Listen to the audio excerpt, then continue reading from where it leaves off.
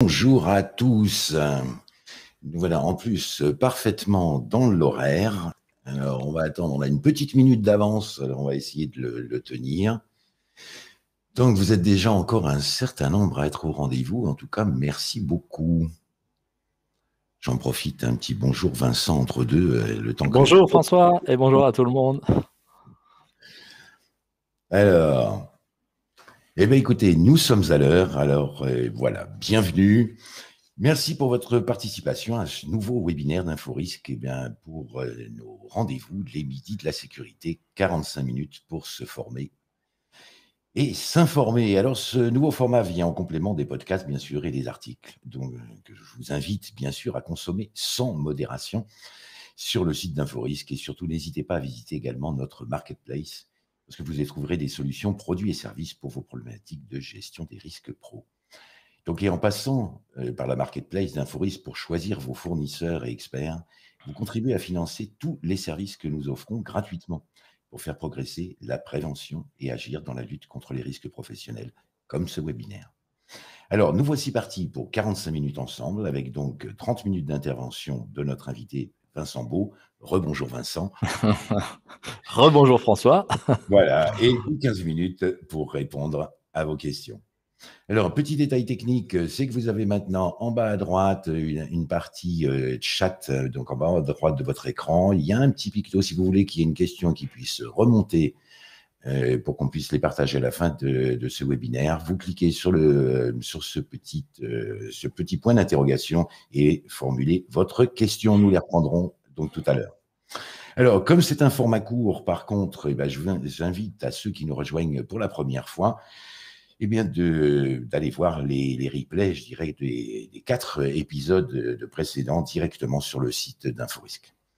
Voilà, alors sans plus attendre, c'est parti pour notre 5e épisode, les perspectives de la QVT, remettre en ordre les concepts, 2e partie. Donc, un petit rappel quand même des épisodes précédents. On a vu que le travail est bon pour la santé quand il est bien fait. Or, les chiffres des atteintes à la santé du travail sont mauvais, en dessous de la réalité, et leur tendance est mauvaise. Donc, certaines entreprises ont engagé des démarches zéro accident, et puis nous avons vu quels ont été leurs rapports, mais aussi ce qui bloque pour passer de la sécurité à la santé au travail. Et dans la recherche de perspectives nouvelles, les conditions de réussite, de toute réussite, est savoir de quoi on parle. Nous avons vu lors du webinaire précédent la nécessité de comprendre et intégrer l'approche globale de la santé au travail et des situations de travail. Voici à présent. Donc, comment comprendre les concepts de sécurité au travail, RPS, QVT, bien-être, et comment ils s'articulent les uns avec les autres. Et surtout, ce qui est important, c'est que nous avons vu avec Vincent que la santé est un état de bien-être physique, mental et social, et sans revenir également sur les 4 dimensions de la situation du travail. Donc, Vincent, la sécurité du travail, de quoi parle-t-on ? Eh bien, écoutez, refaisons à peine le lien avec ce que vous venez de dire, François. Vous avez recité la définition de la santé au travail. J'en parle pourquoi ? Parce que ça va me permettre de répondre à ces questions de notre webinaire. C'est le bien-être physique et mental et social, indissociable, complètement liés et interconnectés les 3 aux autres. Il n'y a pas de blessure qui ne soit que physique. J'évacue, un petit rappel. Vous avez recité aussi, François, les 4 dimensions d'une situation de travail. Elles s'affichent à l'écran. Merci beaucoup, Gavin. Donc, 4 dimensions, techniques, organisationnelles, relationnelles, conjoncturelles. On a défini ce qu'elles étaient, leur distinction, le fait aussi qu'elles étaient toutes interconnectées et qu'elles ne pouvaient s'approcher également que globalement. Je ne refais pas le webinaire la semaine dernière, mais je repars de là parce qu'on en aura besoin pour répondre aux différentes questions qui sont les vôtres, en fait, François, sur ce webinaire. Alors, la sécurité, vous m'avez dit, qu'est-ce que c'est ? François, j'adore votre question. C'est une habitude chez moi. Pourquoi ? Parce que c'est tellement gros que ça passe, quoi. Aujourd'hui, on parle de sécurité dans tous les sens, dans les articles, dans les codes du travail, l'article du Code du travail, dans les articles des normes, dans les politiques d'entreprise. Mais François, la sécurité au travail n'a été définie de façon uniforme par personne. On est sur un concept qui est utilisé sans être défini. Alors, On va vite y aller. Pourquoi? Parce qu'on en a déjà parlé avant, hein, François, et j'invite tous les auditeurs éventuels qui voudraient aller chercher plus de détails sur cette situation-là dans les webinaires précédents. Mais la sécurité au travail, elle s'est définie comme ça, de façon empirique. C'est la prévention des atteintes physiques directes à la santé des salariés. Donc, on en a parlé la dernière fois, ce qui était une atteinte physique directe, un point d'entrée qui va ensuite faire bouger les 3 dimensions de la santé. C'est-à-dire, c'est la prévention des accidents du travail et des maladies professionnelles, point. C'est ça, la sécurité au travail telle qu'elle s'est définie empiriquement par la force des pratiques. Ce qui veut dire quoi, François? Parler de sécurité aujourd'hui au travail, c'est une expression qui est devenue obsolète. Et ça, on l'a déterminé, on l'a défini et démontré dans le webinaire sur les entreprises zéro accident. Pourquoi obsolète? Parce que incomplète. Parce que, je le rappelle, le Code du travail, dans son article phare, le 4121-1, dit protéger la santé physique et mentale sur le même pied. Donc, pourquoi continuer à ne parler que des atteintes physiques directes sans parler des atteintes mentales et sociales directes? Donc, la sécurité, c'est cette partie de la santé réduite à 1/3 de ses composantes. Voilà ce qu'est la sécurité au travail, la prévention des atteintes physiques directes à la santé des salariés. Donc, une entreprise qui a une politique sécurité ne regarde qu'une seule chose, les accidents du travail et les maladies professionnelles. On regarde la technique. C'est ça. On regarde, pour reprendre ce qu'on a vu dans le schéma, tout ce qui vient en particulier, pas que, mais essentiellement de l'environnement technique qui est objectif et qui va très bien, on l'a vu aussi, avec la culture d'une entreprise qui aime bien le pour tout le monde pareil, le monde des faits, objectif et valable pour tout le monde. Et 1 sur 4, c'est pas mal, c'est suffisant. C'est tout à fait vrai. Alors, sécurité au travail et les RPS dans tout ça. Les RPS, François, eux, ils sont venus rappeler à tout le monde en nous tirant par l'oreille. C'est pareil, on a fait le passé, hein, donc je renvoie tout le monde, j'arrive à arrêter de le dire, aux épisodes précédents. Mais les RPS, quand vous demandez à un chef d'entreprise, François, c'est quoi les RPS? Vous savez ce qu'il vous répond? C'est le burn-out, c'est le stress, c'est le mal-être au travail, c'est la dépression. Ah oui, il vous parle des conséquences. Quels sont les risques? C'est quoi les risques psychosociaux? Il vous parle des conséquences sur la santé. Non, hein. Pourquoi est-ce que quand on parle de RPS, on parle des conséquences? Ça vient de la médecine, en fait, François. Parce que comme les atteintes à la santé mentale et sociale des salariés ne rentraient pas dans la case de reconnaissance par la sécurité sociale des accidents et des maladies professionnelles, eh bien, ce sont des médecins qui se sont rendus compte, des praticiens qui se sont rendus compte qu'ils avaient face à eux des salariés qui allaient mal, dont la santé était très atteinte et qui souffraient de maux qui n'entraient pas dans la case accident du travail et maladies professionnelles. Et les médecins, quand ils parlent d'un risque, ils parlent du risque de blessure, eux. Un médecin parle du risque de cancer, un médecin parle du risque de diabète, un médecin parle du risque de dépression, vous voyez, parce que c'est ce qu'ils visent pour ensuite le soigner. Donc, eux ont fait émerger, en fait, cette partie qui était jusque-là invisible de la santé des salariés, la composante mentale et sociale, en disant « stop, au secours, les gens ont mal là, et ça vient du travail ». Donc, voilà pourquoi, quand on pense risques psychosociaux, on les pense tels qu'ils sont sortis, en fin de compte, dans le débat public, comme les atteintes, le type d'atteinte à leur santé. Or, nous les préventeurs, nous ne classons pas les risques selon le type d'atteinte. Aujourd'hui, regardez les brochures de l'INRS, vous n'avez pas une brochure qui vous dit prévenir les risques de brûlure. Par contre, vous avez une brochure qui vous dit comment prévenir les risques incendie. Parce que, si vous voulez, une même lésion peut venir de différents types de situations. On peut se brûler avec l'incendie, l'explosion, on peut se brûler aussi avec une machine, on peut se brûler également avec un produit chimique, vous voyez. Donc, nous, les préventeurs, on ne classe pas les risques selon le type d'atteinte. On classe les risques selon le type de situation dangereuse, donc le type de danger qui sont présents en entreprise. Donc, on parle, nous, de quoi? De risques chimiques, de risques machines, on parle de risques incendie, voilà, et on les classe par cause et non par conséquences. Donc voilà d'où vient le gros problème de la définition des risques psychosociaux, c'est qu'il parle aléatoirement, selon le dernier qui s'est exprimé sur le sujet, des causes, des conséquences ou des deux à la fois, François. Voilà. Et parfois même, il fait la distinction, il ne parle pas de la santé de façon globale. Voilà. Donc, comment remettre tout ça en place? Pour aller là-dessus, eh il faut revenir, si vous voulez bien, sur la description d'une situation de travail et ses 4 composantes. Donc, on reprojette voilà, ce dessin-là. Voilà ce que ça devient. L'idée est donc de rechercher les risques psychosociaux, c'est-à-dire les causes, les dangers en particulier, qui peuvent faire mal directement aux salariés. Eh bien, regardez, ce dessin-là explique ce que sont les risques psychosociaux, ou tout du moins comment ils devraient être compris. On va appeler risques techniques les risques qui sont issus de l'environnement technique du travail, qu'on a vu précédemment. C'est-à-dire les risques liés aux machines, les risques liés au poids, les risques liés aux objets, etc., aux produits chimiques, etc. Donc ça, on va appeler ça, vous voyez, la famille des risques techniques. C'est celle qui est la plus documentée aujourd'hui, et on a expliqué pourquoi. C'est parce que derrière, c'est celle qui était le plus reconnue à titre d'atteinte à la santé des salariés par l'accident et les maladies professionnelles. Eh bien, qu'est-ce que sont les risques psychosociaux? Ce sont tous les risques des autres sphères de la situation de travail, c'est-à-dire de la sphère organisationnelle, relationnelle et conjoncturelle qui peuvent directement faire mal aux salariés. Les risques psychosociaux, c'est ça.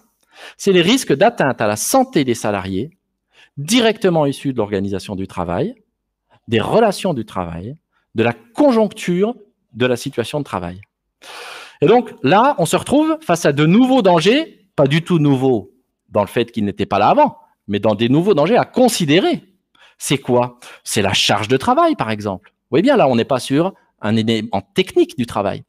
Pourquoi je vous dis ça? Parce qu'avec un même objectif à satisfaire, 2 salariés peuvent avoir un écart de charge selon les compétences de l'un, les ressources de l'autre, etc., etc. Donc, vous voyez, on est bien dans un univers beaucoup plus subjectif. Ouais, et ce qui est terrible dans l'histoire, c'est que, et pourtant, les préventeurs vont bien à l'arbre des causes. Mais oui, mais François, là, on se retrouve complètement face à ce qu'on a vu aussi précédemment. C'est quoi? C'est qu'il y a une déficience généralisée des entreprises à remettre en cause l'organisation du travail, les relations au travail, voire l'impact de la conjoncture professionnelle. C'est ce que j'ai dénoncé comme étant l'hyper-individualisation du risque. Je m'explique, c'est que dès qu'on voit un salarié qui s'est précipité, on ferme le banc et on dit la cause de l'accident majeur ou le fait ultime, c'est la précipitation du salarié, et on ne va pas voir ce qui, dans l'organisation, l'a laissé faire ou l'a conditionné, dans les relations au travail aussi, et etc. Donc là, on se retrouve exactement, François, face à ce qui n'est pas traité jusque-là et qui est délétère pour notre sujet. Donc, les risques psychosociaux, pour le dire comme ça revient à se poser la question de qu'est-ce qui, dans l'organisation du travail, peut faire mal aux salariés, qu'est-ce qui, dans les relations au travail, peut faire mal aux salariés, et qu'est-ce qui, dans la conjoncture de l'entreprise, peut faire mal aux salariés. Voilà. Une mauvaise nouvelle sur l'entreprise, par exemple un texte de loi qui va rendre obsolète une partie de l'activité de l'entreprise, ça peut faire mal aux salariés. Donc, les risques psychosociaux, ce sont des causes, ce ne sont pas des conséquences. Et ce sont des causes qui viennent compléter l'approche globale de la situation de travail. C'est ça, François. Et donc, voilà, derrière, comme on le disait tout à l'heure, comme famille de causes possibles, eh bien, on a la charge de travail, on a les relations de travail dégradées, dont souvent personne ne parle. On sait qu'on a des équipes qui vivent des situations qui sont juste abominables dans la relation des personnes les unes avec les autres. On peut avoir du harcèlement moral, on peut avoir du harcèlement sexuel, et c'est tellement pas pris en compte. Donc, on a un salarié qui se coince le doigt dans une porte et tout de suite, on va mettre un arbre des causes en place, on va aller mettre toute une mécanique en branle pour prévenir ça du mieux possible. Et on a raison, sauf si on ne remonte pas jusqu'à l'organisation, fermons la parenthèse. Mais on a un salarié qui, tous les jours, peut subir une situation de harcèlement moral et de harcèlement sexuel. Et là, qu'est-ce qui se passe? On a des salariés, je vous l'ai dit, François, qui sont en burn-out et dont, au retour du burn-out, il n'y a même pas un arbre des causes qui sort. Donc, l'idée, c'est d'aller chercher dans ces dimensions organisationnelles, relationnelles et conjoncturelles ce qui peut faire mal au même titre et avec la même importance que ce qui peut faire mal à un salarié dans son environnement technique. Ouais, et on aura gagné, François, vous voyez, pardon, je vous interromps, mais juste pour finir là-dessus, on aura gagné, François, cette approche globale quand un patron, quand un dirigeant, quand on lui dira RPS, pensera organisation du travail, pensera relation au travail, pensera conjoncture de l'entreprise, plutôt que penser burn-out, suicide, dépression, mal-être au travail. Vous voyez ce que je veux dire? Quand le dirigeant, on lui aura mis déjà entre préventeurs, l'harmonisation de ce concept, le fait qu'on va lui parler de choses qui peuvent l'intéresser, plus que lui faire peur. Ça intéresse beaucoup de dirigeants d'améliorer l'organisation de leur travail. Beaucoup. Et on en a parlé suffisamment. C'est un facteur d'attractivité aussi que d'avoir une organisation du travail qui préserve les équilibres des personnes. C'est vrai que, alors je voulais intervenir, Vincent, c'est parce que je sais qu'on a un gros sujet aujourd'hui. C'est parce que, voilà, je me torture, mais de couper la parole, mais on a vraiment, du coup, on a vu qu'on a ce problème encore de définition, et là maintenant, il nous faut arriver quand même sur la QVT. Et ben voilà. Depuis le temps qu'on arrive sur la QVT, parce qu'on n'est pas loin d'avoir le même problème quand même de définition. François, ça, je vous rejoins. On l'a vu aussi précédemment dans le fait que c'est parti dans tous les sens. Je ne refais pas le webinaire sur. Donc, force est de constater, je vais juste le dire en une phrase, que la QVT est un concept qui a été mal embouché, qui a été mal défini, qui est un immense fourre-tout et qui aujourd'hui parle de tout sauf du travail. Donc ça, je ne refais pas l'exposé qu'on a fait ensemble sur les dérives de concepts, puisqu'on est dans les corrections de concepts. J'ai été apostrophé, on va dire ça comme ça, dans une conférence, par quelqu'un qui me dit mais c'est n'importe quoi, parce que moi je dis, la QVT est un territoire qui n'est pas défini. Il n'y a pas de définition claire, discriminante, opérante de la QVT. Donc tout le monde peut y mettre ce qu'il veut, puisqu'on ne défend pas un pays sans frontières. Hein. Donc si on ne sait pas ce qu'il y a dedans, tout le monde peut s'autoproclamer QVT. Très bien. Je dis ça, François. Eh bien oui, j'ai des gens qui, dans la salle, ont très fortement réagi en disant « mais si elle a été définie par l'ANI de 2013, mais si elle a été définie par telle autre institution, etc. etc. » Écoutez, j'ai fait 2 démonstrations que je ne fais pas faire là, on n'a pas le temps, mais j'ai pu faire la démonstration que la définition de l'ANI de 2013, qui est tout ce qui regroupe l'amélioration des conditions de travail en conciliant la performance de l'entreprise, ne peut pas être la définition de la QVT, puisque c'est la définition de la prévention des risques professionnels. La prévention des risques professionnels, si ce n'est pas améliorer les conditions de travail tout en conciliant la performance de l'entreprise, c'est que personne n'a jamais su qu'il en faisait. Donc ça, ce n'est pas discriminant. Et si QVT égale prévention des risques, alors pourquoi parler de QVT? Restons sur le même terme, quoi. Ne semons pas la confusion à la confusion. Donc la QVT n'a pas été définie. Et d'ailleurs, l'INRS en 2019, François, et pas en 2009 ou en 1989. En 2019, l'INRS a sorti une brochure, risques psychosociaux, bien-être, qualité de vie au travail, qui constate ça. Hein, c'est pas que Vincent Beau qui le dit, qui constate que elle écrit le terme de qualité de vie au travail. En 2019, c'est après 2013 et l'ANI. Le terme de qualité de vie au travail ne fait pas l'objet d'une définition consensuelle. Très bien. Donc, quand est-ce qu'on s'y met? C'est ça ma question. Et tant qu'on n'aura pas défini consensuellement tous ce que c'est, nous déjà les préventeurs, on n'est pas prêt de faire la police à dire aux gens vous n'y êtes pas ou vous y êtes.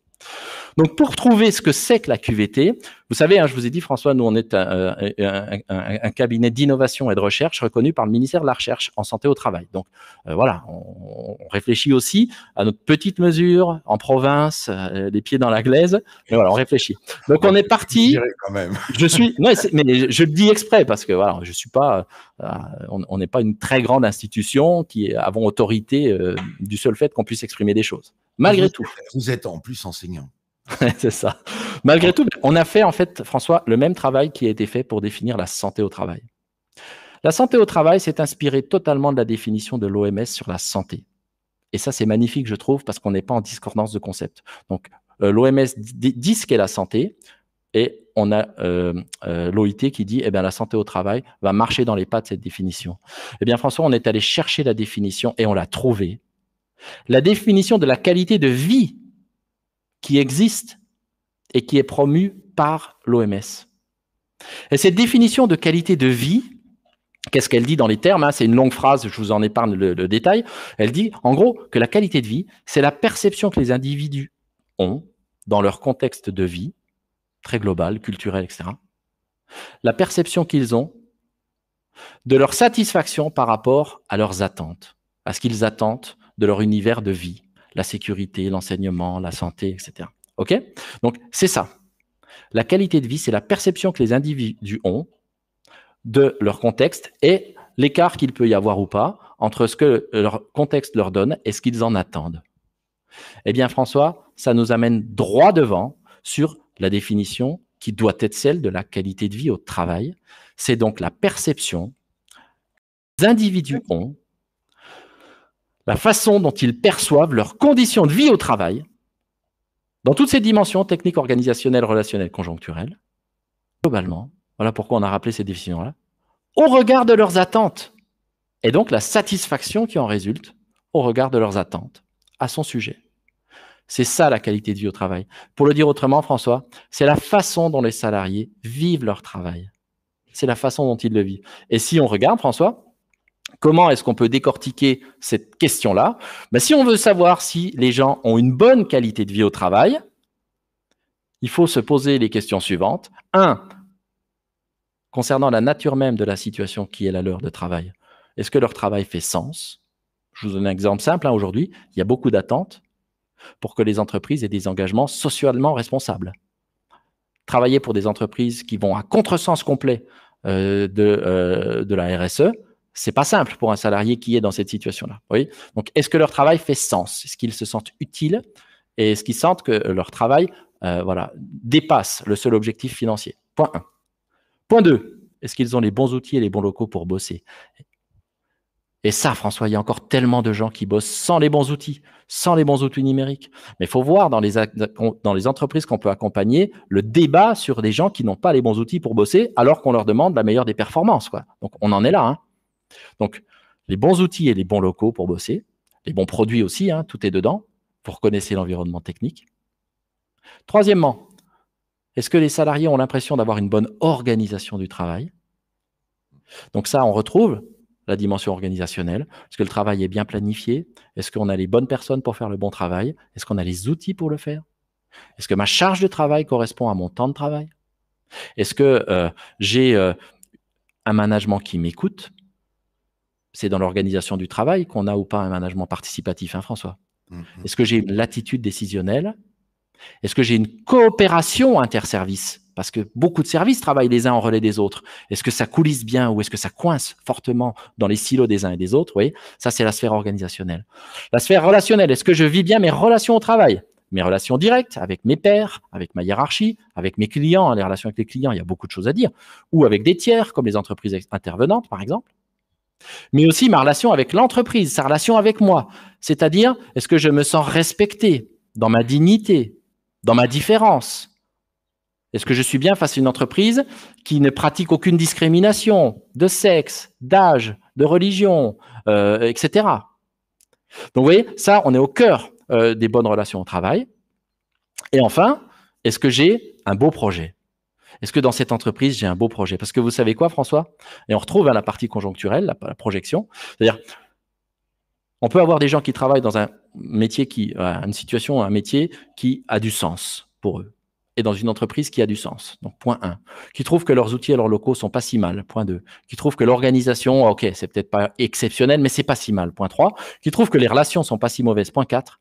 Et qui peuvent avoir, mal au travail parce qu'ils n'ont aucun projet d'évolution à venir. Ni un projet d'évolution professionnelle pour passer à un niveau supérieur de responsabilité. Mais pas forcément que ça. Parfois, aucun projet d'une nouvelle compétence à acquérir.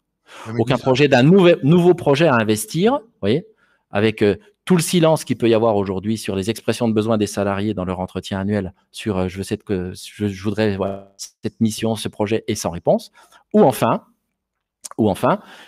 avec une mobilité même géographique, quoi. Donc voilà. Qu'est-ce que c'est que la qualité de vie au travail? C'est savoir si les salariés trouvent que leur travail a du sens, ont des bons outils et des bons locaux pour le faire et des bons produits, une bonne organisation, de bonnes relations et un bon projet. Bon, je vais revenir avec une tarte à la crème, parce que là-dedans, on va revenir… le baby-foot, là-dedans, on le met où? François, le baby-foot est un moyen. Vous êtes d'accord avec moi? Il peut participer. Donc, le baby-foot, est-ce qu'on est d'accord avec le fait que c'est un moyen? Ah oui, clairement. Très bien. On Très bien. Et qu'est-ce qu'on vient de dire? On vient de dire que la qualité de vie au travail, c'était une perception. C'est donc un résultat. Et un des gros problèmes qu'on a aujourd'hui chez même des auto-experts proclamés ou des experts autoproclamés, c'est qu'ils confondent le moyen et le résultat. Donc, ils disent le baby-foot, c'est de la QVT. Mais non, le baby-foot, c'est un moyen, c'est un outil. Alors après, la bonne question, c'est est-ce que c'est un outil de prévention des risques? Est-ce que c'est un outil de protection face aux risques? Est-ce que c'est un outil de réparation après le dommage? Ou, et c'est ça que c'est, est-ce que c'est un outil de compensation qui va aider les salariés à supporter des conditions de travail qui ne changent pas en se défoulant sur un baby-foot? Vous voyez, le baby-foot, c'est une mesure de compensation, ni de prévention, ni de protection, ni de réparation. C'est une mesure de compensation de l'effet du travail sur ma santé. C'est ça, François. Donc, vous voyez, on a confondu le moyen et l'objectif, ce qui est dingue. C'est tellement dingue et c'est vrai. La qualité de vie au travail, c'est la satisfaction des salariés au regard de tous les déterminants de leur situation de travail, en commençant par le sens à l'origine de cette situation. C'est ça. Et mieux vaut faire de la prévention que de la compensation. On est d'accord. Et donc, ça nous amène, François, je pense à ça parce que je sais que sinon vous allez me dire stop, ça nous amène, pour finir ces 2 webinaires sur les concepts, je vous propose cette représentation-là qu'on a appelée la pyramide des concepts. En fin de compte, ces concepts ne sont pas tous identiques. Et comment ils s'articulent les uns avec les autres? Eh bien, si vous avez pu, c'est peut-être pas simple, suivre tout ce qu'on s'est dit ensemble sur les concepts, ben vous devriez vous y retrouver plus facilement. C'est-à-dire qu'à la base de tout, il y a le travail, la situation de travail, avec ces 4 dimensions, technique, organisationnelle, relationnelle, conjoncturelle. C'est-à-dire on a une personne en situation de travail. Ça, c'est le point de départ.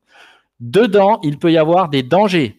Elle peut se faire mal avec l'environnement technique, organisationnel, relationnel et conjoncturel. Très, très bien. Donc, pour prévenir l'atteinte à la santé des salariés, on met en place un dispositif, une politique de prévention des risques. Éviter que ces dangers-là puissent faire mal ou réduire au plus petit niveau possible ce risque. Cette prévention des risques d'atteinte à la santé des salariés va se faire en 2 familles. Pourquoi 2? Parce que comme les risques psychosociaux sont sortis, il faut bien qu'ils trouvent leur place. La prévention des risques techniques issus de l'environnement technique, psychosociaux issus de l'environnement organisationnel, relationnel, conjoncturel. Étape 2. Est-ce que ceci va marcher? Tout ne marche pas toujours. Donc, qu'est-ce qu'il va falloir faire après avoir prévenu les risques? Voir comment évolue la santé des salariés. Et donc là, c'est la santé au travail. C'est-à-dire, je vais mesurer si mes salariés, après avoir fait ce que j'ai fait en prévention, ont leur intégrité physique, psychique et mentale affectée ou pas. Les 3 sur le même plan, François. Donc, je vais regarder les accidents du travail et les maladies professionnelles. Il ne s'agit pas de dire qu'il ne faut plus les voir, bien sûr, mais je vais regarder tout autant, et ça c'est fondamental, François, et avec la même importance, si leur intégrité psychique et sociale se tient ou se dégrade. Par exemple, je peux aller voir si j'ai des salariés dans les cas les plus extrêmes qui sont victimes de burn-out. Je peux aller voir si on a des salariés qui, par exemple, on a des questionnaires qui existent d'évaluation du stress, ont un niveau de stress, qui est supérieur à ce qu'ils devraient avoir. Je peux regarder des indicateurs dérivés, les indicateurs maladie, les indicateurs de turnover, l'absentéisme, les démissions, etc. Donc le climat social aussi, que je peux mesurer, les équipes qui s'entendent mieux ou moins bien. Et j'ai des médecins du travail, j'ai des partenaires sociaux qui peuvent me renseigner en me disant « Ok, il n'y a pas d'accident, mais là, moi, je vois quand même des gens qui vont pas bien. » Donc, vous voyez, ça, j'évalue le niveau d'atteinte ou non de la santé au travail. Et au-delà de ça, qu'est-ce qu'il y a? Il y a la qualité de vie au travail, c'est-à-dire quoi? La façon dont les salariés eux-mêmes jugent l'indice de satisfaction, on pourrait dire ça comme ça, des salariés au regard de leur travail dans toute sa globalité. Et là, il faut aller leur demander à eux. Est-ce qu'ils trouvent qu'ils ont un travail qui fait sens? Est-ce qu'ils trouvent qu'ils ont des bons outils, des bons locaux? Est-ce qu'ils trouvent qu'ils ont une bonne organisation, de bonnes relations et un beau projet? Et si la réponse est globalement oui, ou pour certains d'entre eux, de là va émerger le dernier des concepts qui a été aussi défini par l'OMS, de bien-être au travail. Elle l'a défini comme étant une harmonie. C'est donc un sentiment de bien-être qui ressort ou pas de tout ce qui a été fait en amont.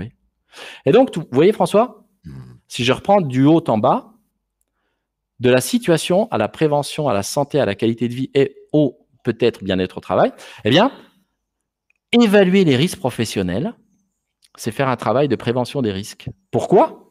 Pour aller chercher à améliorer le travail. C'est l'amélioration continue du travail. Vous voyez, évaluer les risques professionnels que je fais au 2e étage de cette pyramide, ce n'est pas comme évaluer la santé au travail, qui est fait au 3e étage, c'est-à-dire est-ce qu'ils ont des accidents, est-ce qu'ils ont des atteintes à leur santé physique, mentale et sociale. Et ce n'est pas pareil qu'évaluer la qualité de vie au travail, c'est-à-dire comment ils perçoivent la globalité du travail qui se situe tout en bas. Et donc, évaluer la QVT, ça me permet toujours de remonter vers l'amélioration continue de travail. Merde, j'ai des salariés qui considèrent que leurs outils ne sont pas adaptés. Et c'est passé dans le filtre de mes indicateurs. Allons-y, bossons dessus. J'ai des salariés qui me disent qu'ils ont une surcharge de travail. Et c'est passé dans le filtre des indicateurs en dessous. Allons-y, allons bosser dessus. J'ai des salariés qui considèrent qu'il vaut mieux pas être ni malade, ni salarié aidant une personne malade pour bosser ici parce que c'est jamais pris en compte. Voilà, ils me le remontent. Allons voir si on peut pas bosser dessus tout en bas, dans la situation de travail grand angle, Et derrière, Voilà, espérons que tout ceci, bien fait, bien régulé, c'est un mot-clé en continu, produise du bien-être au travail. Et quant à la définition, François, du bonheur au travail, derrière laquelle tant de gens attendent, je la laisse aux philosophes. Franchement, François, la question du bonheur, elle a été normée nulle part et heureusement, il faut la laisser aux philosophes. Et il y a beaucoup de philosophes et beaucoup d'écoles qui se disent et se contredisent. On a des gens qui considèrent, par exemple, que le mot bonheur au travail est un oxymore, c'est-à-dire qu'il contient en lui-même cette contradiction. On ne peut pas être avec du bonheur au travail en même temps. Et on a des gens qui, au contraire, j'en fais partie, qui considèrent que le travail, s'il est bien fait, peut être une source d'épanouissement. Voilà. Donc, vous voyez, la question du bonheur, je la laisse aux philosophes et c'est à eux, et encore entre eux, ils ne sont pas tous d'accord. Donc, laissons-les débattre et c'est un débat qui est d'autant plus riche. Vous voyez, c'est ça qu'il convient, et oui, c'est ça, bien comprendre pour bien agir. Et si je veux finir sur 2 points, François, pour présenter cette pyramide, le premier point, si vous regardez bien, les 2 premiers étages de la pyramide, c'est ce que l'entreprise fait. Elle travaille en prévenant les risques. Vous voyez, ce sont des actions de l'entreprise. Les 3 derniers étages sont ce qu'elle obtient. Un niveau de santé au travail, un niveau de qualité de vie au travail, et peut-être, je le souhaite, et pour certains c'est le cas, et pour beaucoup c'est le cas, un niveau de bien-être au travail. Voilà. Donc ça, c'est la première chose que je voulais, voyez, affirmer. Et la deuxième chose que je voulais affirmer, mais vous l'avez vu tout le long de la démonstration, il ne peut pas y avoir d'évaluation de la qualité de vie au travail sans écouter les salariés, puisque c'est une perception. Et on a vu dans les webinaires précédents qu'il ne pouvait pas y avoir d'évaluation de la santé au travail sans écouter les salariés, parce que l'atteinte psychique et sociale ne se fait pas en regardant un salarié, mais en l'écoutant. Et on a vu aussi la dernière fois qu'il ne peut pas y avoir d'analyse de l'organisation, des relations et de la conjoncture sans écouter les salariés, puisque c'est par définition subjectif. Tout ça pour vous dire quoi? Vous voyez, François, jusqu'au bout du bout et jusqu'à l'intérieur de ce concept, l'écoute des salariés n'est pas le supplément d'âme, si on a le temps, une fois que le boulot est fait, qui doit être pris comme tel par l'entreprise, et c'est trop souvent le cas. Mais vous voyez, c'est un fondamental, un incontournable, c'est un essentiel, c'est la colonne vertébrale du concept même de santé au travail et de qualité de vie au travail. C'est pour ça qu'on revendique le fait de l'inscrire comme premier principe général de prévention, avec une pétition lancée là-dessus, et derrière, j'espère, plus de monde pour pouvoir la porter au plus haut. Alors, je vais faire très vite. Je dirais merci, Vincent, pour toute cette pédagogie aussi, parce que vous m'avez pris le mot, parce qu'effectivement, j'allais revenir. Je pensais justement à notre premier webinaire ensemble où on parlait effectivement d'interroger les salariés. Mais je pense qu'effectivement, avec je dirais, en ayant placé les bons mots au bon endroit et la pyramide dans le bon sens, pourquoi n'y a-t-on pas pensé plus tôt? Bon, ceci est une remarque tout à fait personnelle, mais hâte justement de passer après au prochain webinaire parce que vous allez nous donner aussi quelques pistes. Mais avant d'attaquer les prochains webinaires, je voudrais quand même... Avant d'attaquer les questions, je voudrais vous donner un petit programme pour vous rappeler que donc maintenant notre rendez-vous est bien acté pour l'épisode 6 qui aura lieu le lundi prochain. Donc on va remettre en ordre les pratiques après avoir remis en ordre le concept. Donc là on va rentrer les mains dans le cambouis, n'est-ce pas, Vincent? Et là il y a quand même, parce que vous allez amener des solutions. Ouais. Donc, on aura la deuxième partie des pratiques, justement, de remettre en ordre les pratiques, donc première semaine de juin, et ensuite le 8e et dernier, qui aura lieu, je dirais, le 13 mars, et qui sera donc une séance dédiée à répondre à vos questions. Alors, justement, puisque nous parlons questions, nous allons peut-être première dans l'ordre, peut-être. Donc, quels sont les moyens d'action sur l'organisation et conjoncture? Alors, donc là, on est d'accord, c'est les 2 prochains webinaires. Hein. Ce n'est pas des questions de compréhension des concepts, mais je vous comprends parce que vous n'en pouvez plus de pas avoir de solution encore. Mais vous voyez, bien comprendre pour bien agir, franchement, c'est juste la base. Alors, malgré tout, je vous donne une piste de réponse. Les moyens d'action sur l'organisation. Allez, je vous en donne un, mais je ne peux pas passer trop de temps parce que ça ne se balance pas en 2 minutes. Et rendez-vous au prochain webinaire. Les moyens d'action sur l'organisation, je vous en donne un. Débattre du travail avec les salariés concernés. Débattre du travail avec les salariés qui sont dans le travail. C'est un moyen énorme. Chaque fois qu'on a pu lancer des débats sur comment je vis mon travail, simple, opérationnel, qu'est-ce qui peut te faire mal dans ton travail, où en sont les outils de travail, qu'est-ce qui déconne dans notre organisation du travail, et qu'on est capable de parler de ça, on ouvre des portes de prévention énormes, battant.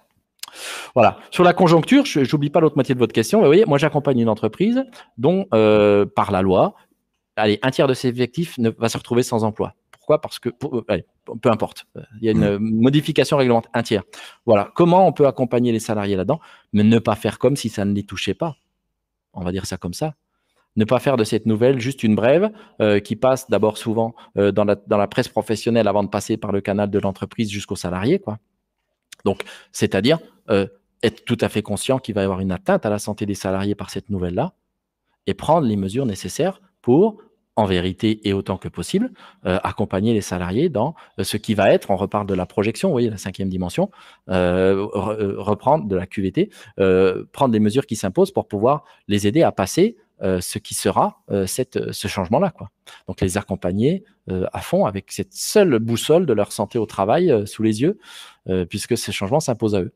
Donc, les moyens d'action, voilà, déjà, c'est ça. Mais, et Pascal, je ne sais pas quelle est votre position dans l'entreprise, mais on aura peu de moyens d'action si on n'a pas un dirigeant qui est totalement éclairé, que c'est là que se trouvent les ressources qui lui manquent pour pas seulement la santé de ses salariés, mais la performance globale de sa boîte. Donc voilà, on en parlera aussi dans les autres webinaires. Il faut que vous soyez en terrain conquis de vision sur l'enjeu de prévention, l'enjeu de santé au travail, l'enjeu de qualité de vie au travail et donc l'enjeu de performance de l'entreprise avec ceux qui la dirigent. Alors, il y avait une autre question, toujours de Pascal, mais là, Pascal, de toute manière, Vincent va avoir l'intégralité des questions, hein, même si effectivement, on peut pas toutes les placer, mais effectivement, vous allez avoir les sujets concernant comment répondre après à chaque individu. C'est compliqué, mais ça, je ne déflore pas la réponse. Ouais, mais je reprends quand même. C'est compliqué. Oui. Alors là, je reprends. Je m'excuse, je peux pas ne pas en profiter. Oui, c'est compliqué. Ah, franchement, sinon, ça se saurait. Oui, c'est compliqué. Et vous savez quoi, Pascal ? Est-ce que c'est parce que c'est compliqué qu'il ne faut pas le faire ? Est-ce que les plus belles choses que nous avons faites dans nos vies n'étaient pas des choses compliquées ? Est-ce que les plus belles choses qu'une entreprise ait pu faire, ce n'était pas compliqué ? Donc, la question qui se pose, c'est vraiment pas le fait que ce soit compliqué ou pas, Pascal. La question qui se pose, c'est est-ce qu'on croit que ce changement est celui qu'il faut faire ? Et là où c'est compliqué, voire impossible, c'est quand des préventeurs croient que ce changement doit se faire et ils ont raison, et une entreprise pense qu'il y a bien d'autres choses à faire, et là, les deux pôles ne se rencontrent pas, quoi. Alors, très vite. Alors, est-ce que pour vous, l'évaluation des risques psychosociaux dans le cadre de la QVT organisationnelle relation hiérarchique est dissociable de l'EVRP et doit être réalisée en parallèle et indépendamment de ces derniers ? Ah ben, Théo, alors faisons simple. Pourquoi diable faudrait-il évaluer les risques psychosociaux en dehors du reste ? J'allais dire, nom d'une pipe, franchement. Déjà, allez, on va dire ça comme ça, notre bon vieux document unique qui est bousculé de partout, qui est maltraité dans tous les sens du terme de partout. Là, j'avais un débat il n'y a pas longtemps avec un préventeur qui militait sur le fait qu'il fallait se débarrasser de tout ça. Enfin bon, je vous raconte pas. Bon. Je lui ai dit, c'est pas parce que le document unique est mal fait qu'il doit être pas fait. Voilà. C'est pas parce qu'on fait mal les choses qu'il faut pas les faire. Bon. Donc, ce document unique s'appelle unique pour une super raison. Tous les autres risques de l'entreprise environnementale, sur la qualité des produits, tous les autres risques suivent cette règle. On prend tous les dangers, d'où qu'ils viennent, environnement technique, organisationnel, relationnel, conjoncturel, on les prend tous, on les évalue tous et on regarde la place qu'ils occupent les uns par rapport aux autres dans l'évaluation unique, document unique, qui est la leur, quoi. Donc, c'est indissociable. Et si vous commencez à le dissocier, vous cautionnez la fracture des concepts, quoi. Et vous créez cette chambre à part dans laquelle on a confiné les RPS, dans laquelle on a confiné la santé mentale des salariés, et dont toutes les études sur la santé des salariés nous montrent que c'est aujourd'hui un sujet qui fait de gros dégâts sur leur santé. Donc, absolument pas. On met tous les risques à pied d'égalité, d'où que soit leur survenance, leur origine, dans un même document, comme on le fait partout ailleurs sur tout le reste, quoi. Mais moi, j'ai déjà vu ça, Théo, et je le combats de toutes mes forces. J'ai un document unique d'évaluation des risques et à côté, j'ai un document d'évaluation des risques psychosociaux. Mais comment vous gérez ça? Comment vous évaluez? Vous avez deux fenêtres de pondération pour deux risques. Donc, comment vous faites quand vous en avez un très haut et l'autre au milieu? Alors, lequel il faut privilégier? Sur lequel faut-il concentrer vos moyens? Ah oui, c'est la rupture méthodologique majeure. Oui, j'aurais tendance à dire, alors je vais mettre mon grain de sel dans les questions, mais je pense que si les risques professionnels étaient une société, je pense qu'on serait quand même en dépôt de bilan. Donc, quand on est au bord du dépôt de bilan, bah, peut-être qu'il est temps quand même d'agir, quelles que soient les choses à mettre en œuvre. Peut-être que mon propos est un peu fort, mais... Faut y aller, oui. Je pense Maintenant qu'on sait ce qu'il faut faire, voyons comment le faire. Alors, y a-t-il une catégorie de salariés que l'on peut considérer comme jamais satisfaits, des salariés toxiques qui plombent l'ambiance et la qualité de vie au travail? Comment les faire changer de mentalité? Si un salarié est toxique, par nature, d'accord? C'est le sens de la question, hein, d'accord? Si un salarié est toxique par nature, vous êtes d'accord avec moi pour dire que c'est un danger issu de l'environnement relationnel, voire même peut-être organisationnel, s'il a des moyens d'organiser le travail? On est d'accord ou pas? Oui, donc à ce moment-là, il doit être pris comme un... Si ça existe, souvent il y en a à la marge, mais on en trouve, voilà. Donc en gros, on va le traiter comme un risque. Et vous savez quoi, ce risque-là, il n'a aucune raison, surtout s'il a une toxicité élevée, d'être considéré comme pouvant rester dans l'entreprise jusqu'à ce que quelqu'un pète un plomb, hein. Donc là, la prévention par nature, c'est de l'identifier et puis de faire en sorte que ce risque disparaisse. J'ai dit ce risque, pas ce salarié. On est bien d'accord. Alors, oui, mais comment faire lorsque les salariés ne veulent pas s'ouvrir, parler, discuter du fait d'un passé compliqué en entreprise? Mais en fait, Geoffrey, l'essentiel des salariés parlent. Voilà. Ils ne disent pas tout, mais ils ne disent pas rien. Ça, pareil, hein, j'invite, je vois aussi dans le chat des gens qui disent « Oui, mais tout ça, ce sont des vœux pieux. Oui, mais tout ça, ça ne nous éclaire pas sur comment faire. » Voilà, on n'a pas consacré 2 webinaires sur comment faire pour les résumer en 2 minutes de questions-réponses là. Donc, ça vient, mais je tenais, avec François, on tenait à ce que déjà on soit d'accord sur l'objectif. Hein, on n'atteint pas un objectif qu'on ne partage pas. Donc, ça viendra et je ferai vraiment tout pour que vous puissiez avoir ces réponses-là. Mais je ne peux pas vous les sortir là maintenant, ce serait les gâcher et puis voire même les déformer. Oui, l'essentiel des salariés parlent. Ils ne disent pas tout, mais ils ne disent pas rien. Point numéro 1. Point numéro 2, on a des salariés qui parlent. Je suis désolé. Quand on dit les salariés ne veulent pas s'ouvrir, oui, ils ne veulent pas s'ouvrir à leur manager. Ils ne veulent pas s'ouvrir parce que peut-être c'est là qu'ils ont eu mal. Ils ne veulent pas s'ouvrir à leur préventeur. Peut-être parce qu'ils n'ont pas confiance, à tort ou à raison. Peut-être qu'ils ne s'ouvriront pas à leur représentant du personnel, à leur CSE, qui est là aussi pour ça. Parce que pour X raisons, ils ne les connaissent pas ou ils n'ont pas confiance, pas envie, j'en sais rien. Mais peut-être qu'ils vont s'ouvrir à leur médecin du travail, puisqu'ils peuvent tous avoir, à leur initiative, accès à une médecine du travail qui les écoute. Et je finis par là, Geoffrey, une des préconisations que je fais, forte, c'est qu'un salarié qui, de tout ce qui concerne ces acteurs de l'entreprise interne et externe, tu vois, pour reprendre ce que vous disiez, hein, ne veulent pas s'ouvrir, parler du fait d'un passé compliqué en entreprise, quoi, parce qu'ils ont mal, parce qu'ils ont peur, etc. Moi, je milite pour le fait qu'un salarié qui va voir un médecin de ville pour exprimer tout ce qu'il a trop de mal à vivre au travail, tout le mal qu'il ressent du fait de sa situation de travail, hein, je milite pour le fait qu'il puisse y avoir facilement un signalement de cette atteinte à la santé d'un salarié constaté auprès de la médecine du travail.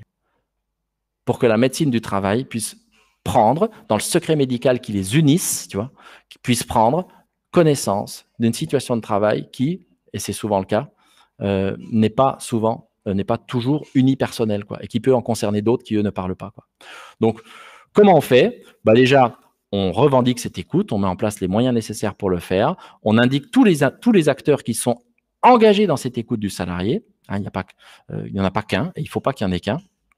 Et ensuite, derrière, le plus souvent, en tout cas dans l'expérience que je peux avoir, c'est pas le fait que les salariés ne s'expriment pas qui pose problème, c'est le fait que l'entreprise n'ait pas apporté de réponse et que derrière, ils ne veulent pas se réexprimer sur des problèmes qui n'ont même pas été pris en compte. Question suivante. Sur quel bouton appuyer pour libérer la parole? Mais alors, est-ce que quelque part, on n'a pas déjà... Enfin, je sais pas. Je vous laisse... C'est pas facile d'avoir la transparence sur ces sujets. Est-ce qu'on est déjà sur... merci Nathalie pour cette question, mais je ne sais pas si on n'est pas déjà dans le prochain. En fait, Nathalie, je vais te dire comme ça, puis en plus, Nathalie, je sais que vous êtes une fidèle parce que je vous ai déjà vu dans les derniers webinaires, ça me touche trop et je pense que François, ça doit être pareil. On n'appuie pas sur un bouton pour libérer la parole. Et voilà, je vais juste dire ça. Je m'excuse, je vais faire très vite. J'ai quelqu'un là en ce moment, il y a les assises de la prévention, vous voyez, on parle beaucoup de participation des salariés. J'ai quelqu'un qui m'a dit oh là là, c'est l'écoute des salariés, il faut aller sur l'écoute des salariés. Vous voyez, ça, c'est ce qu'on sait depuis allez, à peu près 50 ans. Bon, mais malgré tout, ça ressort, tant mieux. C'est qu'on ne s'est pas trompé depuis 50 ans. Et ouais, on met l'accent à fond sur l'écoute. C'est l'écoute des salariés. Vous savez quoi? Moi, je leur dis, le gros problème que les salariés ont aujourd'hui, c'est pas tant l'écoute que la réponse. C'est des salariés sans réponse. C'est des salariés qui disent waouh, ce boulot, il va me donner une grosse charge de travail. Et à qui on dit ben, tu fais, puis si jamais ça va pas, tu me le dis, quoi. Mais tu fais. C'est des salariés qui disent mais pourquoi on est organisé comme ça? Des salariés qui disent mais putain, on n'a pas les bons outils. C'est des salariés qui disent mais j'ai pas le temps, j'ai pas à temps ce qu'on doit me fournir pour bien faire mon boulot et qui n'ont aucune réponse. Voilà. Alors, si vous voulez, Nathalie, que je spoil un petit peu, il faut déjà appuyer sur le bouton de la réponse pour pouvoir donner envie aux gens de parler et donc de s'exprimer et libérer la parole. Et là, c'est une question de management pur, dur. Oui, difficile, mais formidable. Alors, je pourrais éventuellement peut-être ajouter un mot peut-être là-dessus. Vous me direz ce que vous en pensez, Vincent, mais d'un autre côté, si on ne mélange pas justement conséquences, enfin, causes et conséquences, je dirais que ça permet, si on est déjà en amont, peut-être aussi les conséquences catastrophiques. Ah ben oui. C'est peut-être pas, effectivement, vous parliez de médecine du travail tout à l'heure. Je pense qu'avant effectivement, avant d'avoir des problèmes médicaux, peut-être qu'on peut arriver à trouver quand même des solutions plus, je dirais, de prévention, justement, qui n'amènent pas à ce problème médical. Bon, maintenant, c'est un avis, c'était juste pour prendre le mot de la fin, parce que je crois qu'il est l'heure. Voilà. Donc, tout de suite, quand même, avant de clore cet épisode, je voudrais faire un petit rappel que nous avons proposé à certains d'entre vous, enfin, nous avons proposé que des personnes soient nos bêta-testeurs de notre nouveau réseau social.